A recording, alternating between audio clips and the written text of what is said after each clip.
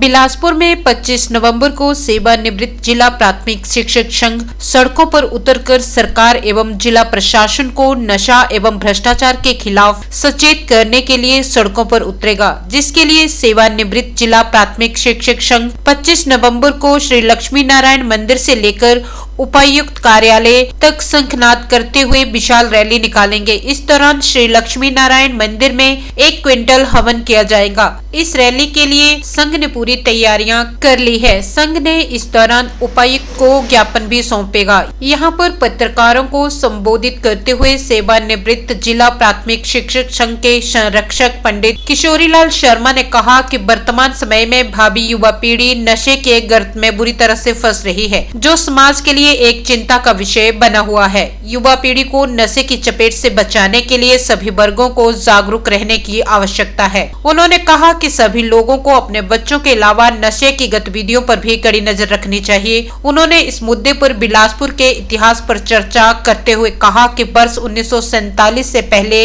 रियासत काल में बिलासपुर में नशे को लाने को लेकर अनुमति लेनी पड़ती थी, लेकिन वर्तमान में सरकारों के सुस्त रवैये के कारण अब प्रदेश की सीमाओं पर मनमाने तरीके से नशे की खेप पहुंच रही है। वहीं इस मसले पर पुलिस प्रशासन भी इस मसले को लेकर गंभीर नहीं है। उन्होंने कहा कि पुलिस प्रशासन की ओर से सीमाओं पर सख्त रवैया अपनाया जाए तो नशा माफिया को जड़ से उखाड़ा जा सकता है। था पहले का और अब का, जो पहले ऐसा ना तो ये नशे की ये चीज़ें होती थी, ना ऐसे बच्चों में भ्रांतियाँ फैली होती थी या ऐसे शिक्षक होते थे, क्योंकि जो बच्चे होते थे इन चीज़ों से बिल्कुल अनभिज्ञ होते थे। बहुत कम ये चीज़ें जो देखने को मिलती थी, लेकिन आजकल स्कूलों में जाओ आप या दूसरे संस्थानों में चले जाओ आप। अब हमारे NIT हमीरपुर में एक बच्चा की मौत हो गई, तो लगभग इन संस्थानों में भी ज़्यादा नहीं है तो 50% बच्चे जो है इसकी चपेट में आ गए हैं।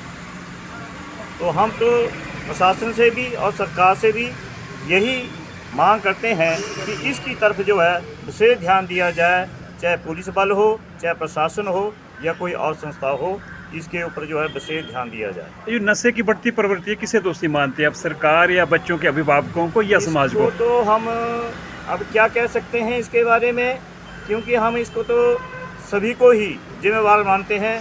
बच्चों के माता पिता को भी हम इसको दोषी मानते हैं, क्योंकि वो भी अपने बच्चों की तरफ जो है विशेष ध्यान नहीं देते हैं। क्योंकि सरकार भी चलो हर संभव प्रयास तो कर रही है, आए दिन रोजाना जो है केस जो पकड़े जा रहे हैं, लेकिन ज़्यादातर मैं अपने माता पिताओं को भी इनको दोषी मानता हूं, क्योंकि वो बच्चों के ऊपर जो ध्यान नहीं देते हैं।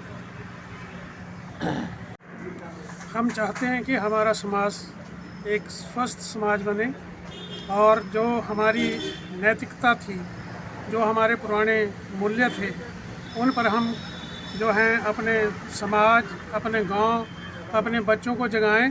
तथा हम चाहते हैं कि सरकार भी हमारा सहयोग दे, ताकि इस बड़े काम को करने के लिए हमारे पत्रकार बंधु, हमारे शिक्षाविद एवं जो भी अन्य संगठनों से रिटायर हुए हैं वो भी हमारे साथ कंधे से कंधा मिलाकर चलें, ताकि हम समाज की इस नशा निवारण जो आजकल चिट्टा इत्यादि जो चला है, इससे हमारा जो हिमाचल प्रदेश देवभूमि है वो देवभूमि के काबिल बने और देवभूमि हमारी जो है वो वैसी ही रहे जैसी पूर्व हमारे संस्कार थे, पूर्व संस्कृति थी।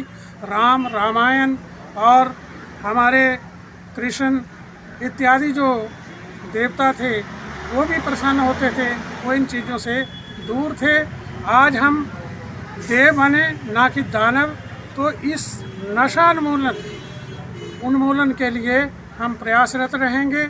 हमारी कोई सरकार से ऐसी डिमांड नहीं है कि हमारा DA बढ़ाया जाए, हमारा CA बढ़ाया जाए, अन्य किस्म के हमें लाभ दिए जाए। सरकार हम जो रिटायर्ड हैं उनके लिए खुद जागरूक रहे।